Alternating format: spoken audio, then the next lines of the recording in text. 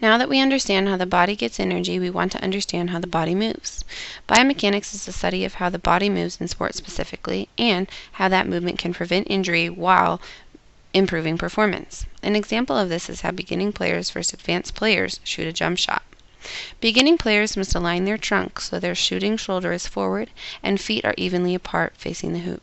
This changes as athletes grow and their skill increases. However, flexion of the knees 100 and 115 to 120 degrees does not change as skill improves. As your player advances, slight changes are needed to produce the longer three-point shot, including a staggered stance, a slight change in forward movement. Coaches should encourage a higher release point as they advance as well because it increases accuracy. This is because it decreases the distance the ball must travel to the target and decreases ball velocity. Another item to encourage in your athlete's shot is backspin.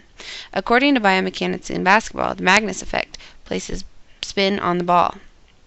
It does this because the top of the basketball spins over the bottom of the ball. The air on the top of the ball slows, while underneath it moves quicker, causing the pressure on the top to be higher. Backspin increases accuracy because, according to Knutson 2007, when spin is placed on the ball, it causes the ball to fall back or away and break. This is due to the Magnus force causing the change of direction. The downward deflection of the ball accelerates because the lift forces not only act downward with gravity, but backward. When shooting a jump shot, the shooter applies Newton's first, second, and third laws to achieve a high release point. A player overcomes inertia, has force applied against them, and applies a force against the ground. If an athlete's center of gravity is off, the release point is affected. By bringing our legs up and under our body after we leave the ground for a jump shot, we would normally be about to fall back down toward the ground under the influence of gravity. We rapidly extend our legs downward, and so, to conserve momentum, our upper body moves upward.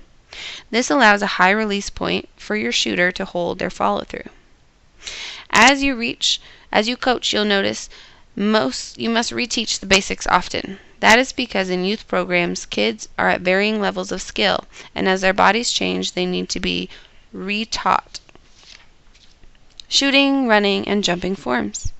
As you get to know in the biomechanics of a jump shot, there are 4 aspects of biomechanics. Using these aspects, you can determine the biomechanics of ball handling, layups, and defense on your own.